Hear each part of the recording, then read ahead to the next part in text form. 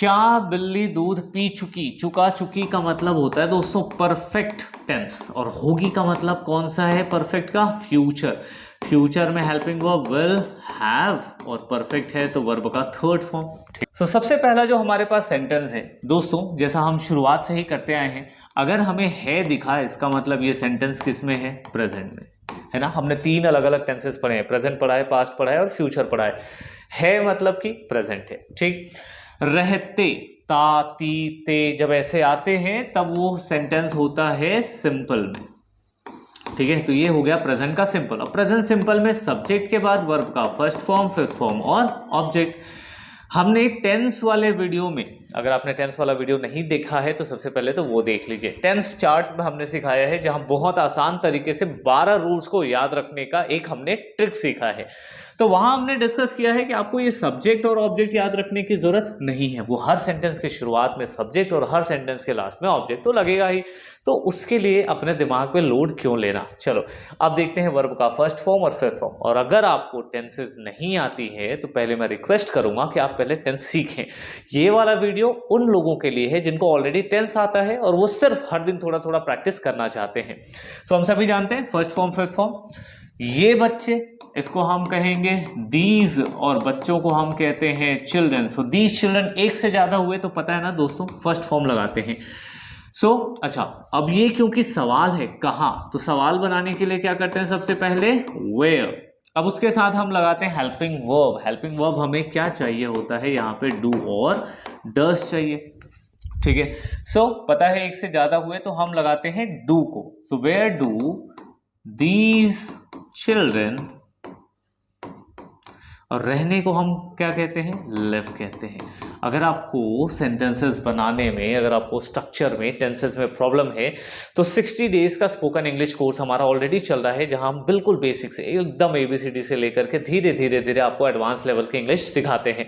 तो अगर आपको ये सेंटेंसेस बनाने में प्रॉब्लम आती है तो फिर आप वो वाला वीडियो सीरीज फॉलो करिए, वो भी डे 1 से, बेसिक से। ठीक है, चलिए अब आगे बढ़ते हैं। सेकेंड देखते हैं, आपका नौकर कपड़े धोता है का मतलब प्रेजेंट, और फिर ताती आ गया मतलब कि सिंपल। ये वाला सेंटेंस कैसा है, पॉजिटिव है। पॉजिटिव है तो ये वाला रूल लगेगा, फर्स्ट फॉर्म या फिर फिफ्थ फॉर्म। बस इतना याद रखो। आपका नौकर, इसका मतलब हो गया योर, और नौकर को हम कहते हैं सर्वेंट। So your servant. धोने को कहते हैं वॉश, और आपको पता है जब एक के बारे में बात होती है, सिंगुलर नाउन, तब हम एस या ES वाला वर्ब लेते हैं। सो योर सर्वेंट वॉशेस क्या, कपड़े। कपड़े को हम क्या कहते हैं, क्लोथ। ठीक है, सो ये हो गया क्लोथ।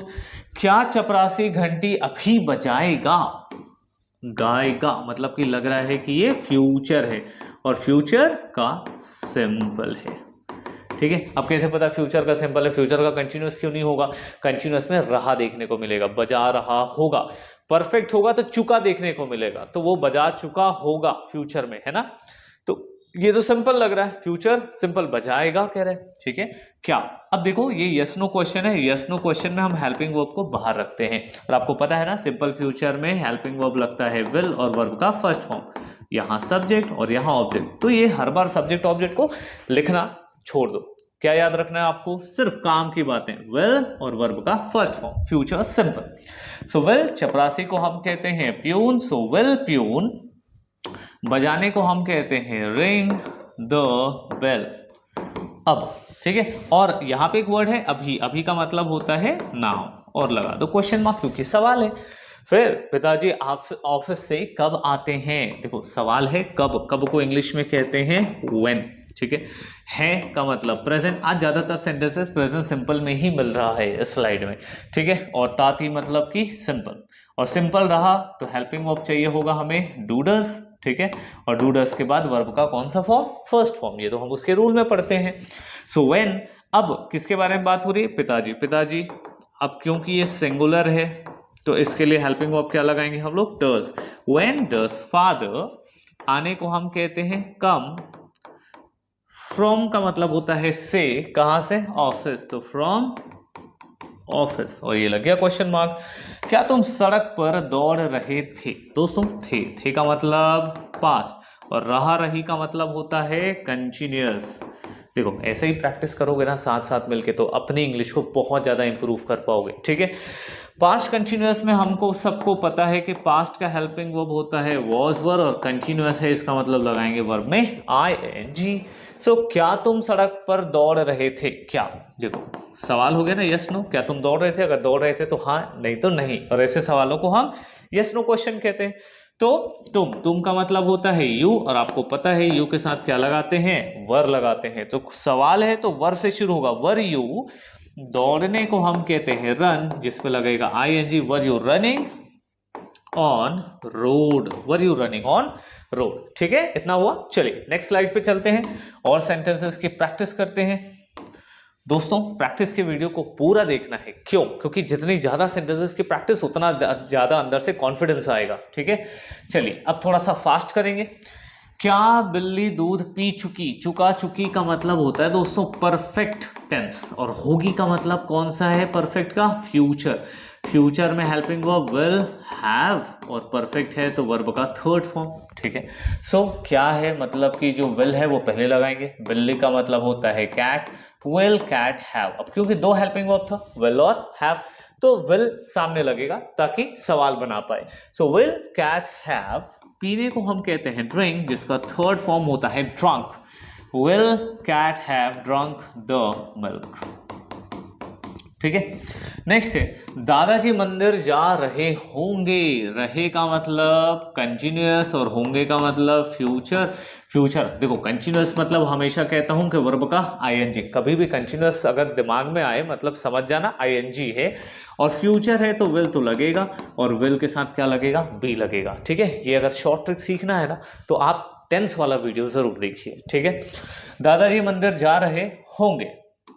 सो किसके बारे में बात कर रहे हैं हम लोग? ग्रैंडपा, है ना, ग्रैंडफादर या ग्रैंडपा, शॉर्ट में ग्रैंडपा कहेंगे। तो ग्रैंडपा विल बी, जाने को हम कहते हैं गोइंग, ing लगाना था ना इसलिए मैंने ing लगा दिया, गोइंग टू मंदिर, मंदिर को हम कहते हैं टेम्पल। फिर सोहन 4 घंटे से अंग्रेजी सीख रहा है, ठीक है। ये हो गया क्या? प्रेजेंट। रहा का मतलब हो गया कंटिन्यूअस। लेकिन एक चीज और दिखी दोस्तों, कब से? 4 घंटे से। और दोस्तों जब भी आपको बताए टाइम की कब से हो रहा है, कब से, कब हो रहा है नहीं, कब से हो रहा है, ये जो वर्ड है ना टाइम के साथ में अगर से दिख गया मतलब समझ जाना कि ये प्रेजेंट परफेक्ट कंटिन्यूअस है। और प्रेजेंट परफेक्ट का हेल्पिंग वर्ब क्या होता है? हैव और हैज। कंटिन्यूअस में वर्ब का ing फॉर्म, और इन दोनों के बीच में लगाते हैं बीन। तो क्या हुआ स्ट्रक्चर? हैव, हैज, बीन और वर्ब का ing फॉर्म। चलो शुरू करते हैं। कौन है? सोहन। तो सोहन, अब देखो हैव और हैज में से तो हैज लगेगा, क्यों? पहले ही हमने बताया है कि कोई भी सिंगुलर नाउन है तो एस वाला हेल्पिंग वर्ब चुनो, ठीक है। इज एमआर में से इज चुनो, वॉज वर में से वॉज चुनो, डू डज में से डज चुनो, हैव और हैज में से हैज, जितने एस वाले हैं। और अगर वर्ब भी लगाना होगा ना प्ले और प्लेज तो एस वाला चुनना प्लीज, ठीक है ना, उससे आपको आसानी होगी। सिंपल सा ट्रिक है दोस्तों। ऐसे ही मजेदार ट्रिक सीखने के लिए ना चैनल को सब्सक्राइब करना पड़ता है, कर लो। चलो देखो सोहन हो गया। अब सोहन के साथ क्या लगाएंगे? हैज लगाएंगे, एस वाला हेल्पिंग वर्ब। सोहन हैज, फिर हमको लगाना है बीन। सीखने को हम कहते हैं लर्न, और इसमें लगाएंगे ing। So Sohan has been learning, क्या सीख रहा है वो? इंग्लिश। कब से? फॉर 4 आवर्स, ठीक है। यहां पे सिंस या फॉर लगता है। अब सिंस लगेगा कि फॉर लगेगा वो आपको टेंस वाले वीडियो में बड़ी आसानी से समझ में आएगा, ठीक है, क्योंकि यहां समझाएंगे तो ट्रांसलेशन में देरी हो जाएगी। उसने आपकी मदद की, ई की मात्रा में खत्म होता है तो दोस्तों वो होता है पास्ट का सिंपल। ई की मात्रा आ की मात्रा में खत्म हो गई तो फिर पास्ट सिंपल, और पास्ट सिंपल में एक ही चीज याद रखना है, वर्ब का सेकंड फॉर्म, ठीक है। तो उसने मदद की, उसने का मतलब होता है ही, मदद करने को कहते हैं हेल्प, और इसमें लगाएंगे सेकंड फॉर्म हेल्प्ड, तो ही हेल्प, और आपकी का मतलब यू, ठीक। क्या उसने मुझे सही सलाह दी? फिर देखो क्या हुआ, ई की मात्रा में खत्म, तो ई की मात्रा में। अब क्योंकि दोस्तों ये सवाल है, ये तो पॉजिटिव सेंटेंस था तो क्या था? सब्जेक्ट वर्ब का सेकंड फॉर्म और ऑब्जेक्ट। लेकिन सवाल बनाओगे दोस्तों तो हेल्पिंग वर्ब चाहिए, और हेल्पिंग वर्ब कौन सा चाहिए? डिड। क्यों? क्योंकि डिड ही सेकंड फॉर्म होता है। सो डिड सब्जेक्ट वर्ब का फर्स्ट फॉर्म और ऑब्जेक्ट, और क्वेश्चन मार्क जैसे ही डू डज डिड लगा, वर्ब का कौन सा फॉर्म, फर्स्ट फॉर्म, ये याद रखना है। सो क्या उसने मुझे सही सलाह दी, तो हो जाएगा डिड ही, देने को हम क्या कहते हैं, give me right advice, did he give me right, और सलाह को हम कहते हैं एडवाइस या सजेशन। ठीक है, तो दोस्तों इस तरीके से हुए हमारे कुछ 15 क्वेश्चंस आई गेस, या 10 हुए। चलिए आगे बढ़ के देखते हैं कि और कितने सेंटेंसेस हैं हमारे पास। क्या मेरी ट्रेन आ चुकी होगी, दोस्तों चुकी, चुकी का मतलब होता है परफेक्ट, और होगी का मतलब होता है फ्यूचर परफेक्ट। फ्यूचर परफेक्ट में लगाएंगे विल हैव और वर्ब का थर्ड फॉर्म, और यही रिवीजन आपको करना है हर बार। स्ट्रक्चर जब हम डिस्कस करते हैं तो बड़े आसानी से आप इंग्लिश सीखते हैं, क्योंकि सवाल है, सवाल अब हम ज़्यादा ले रहे हैं, क्योंकि दोस्तों सवाल बनाने में बहुत मुश्किलें आती हैं। नॉर्मल सेंटेंसेस आंसर तो हम दे देते हैं, सवाल बनाने में हेल्पिंग वर्ब्स इधर उधर हो रहे हैं, और वही होती है दिक्कत। इसलिए अब के सीरीज में मैंने थोड़े से ज़्यादा क्वेश्चंस बढ़ाए हैं। वेल क्या भाई, train, will my train have, देखो दो ऑप्शन था मेरे पास, सॉरी दो हेल्पिंग वर्ब था, विल और हैव, तो सिर्फ पहला हेल्पिंग वर्ब बाहर रखो, विल माई ट्रेन, और जो दूसरा है वो अंदर रहेगा सब्जेक्ट के बाद। विल माई ट्रेन हैव, अब ट्रेन के आने को कम नहीं कहेंगे, उसे कहेंगे अराइव, और लगाएंगे क्वेश्चन मार्क। ठीक है ना, सो ये हो गया।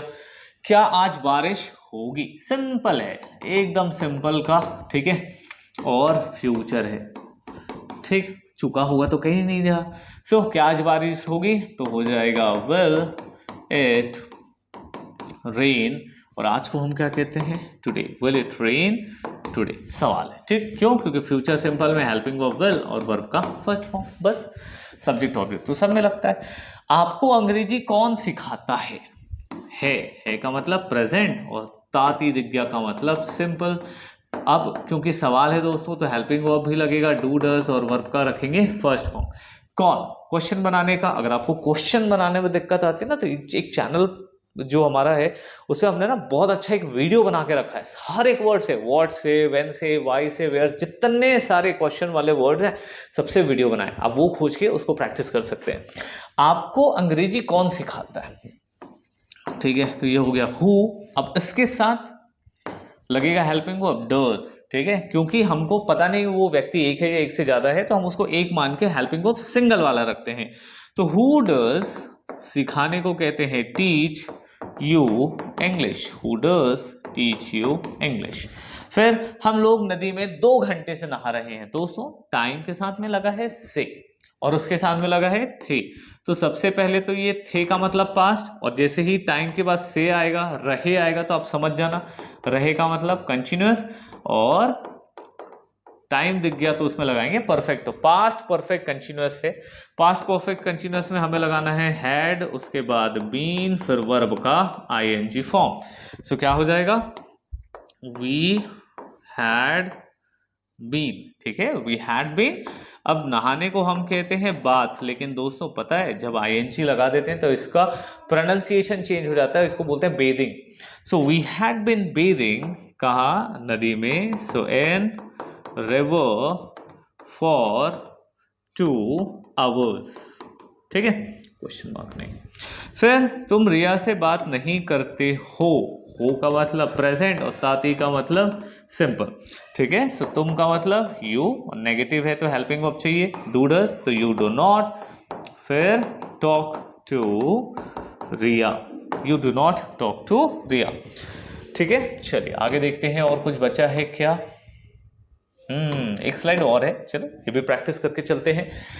भारत देश कब आजाद हुआ, हुआ का मतलब काम हो गया पूरा, तो जब पूरा हो जाए कोई काम तो उसे हम रखते हैं दोस्तों परफेक्ट टेंस में, और कौन सा प्रेजेंट, सॉरी कौन से टेंस में, प्रेजेंट के परफेक्ट में।